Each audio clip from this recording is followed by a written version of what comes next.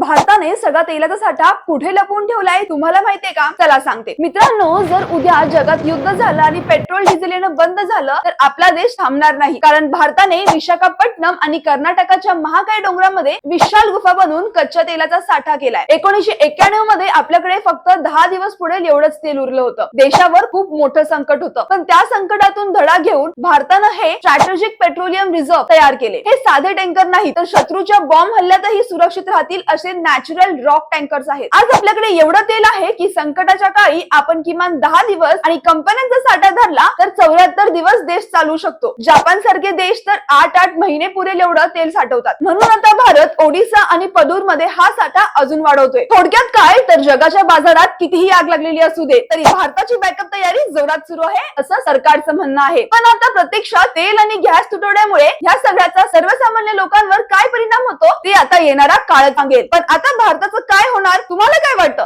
Comment मध्ये नक्की सांगा.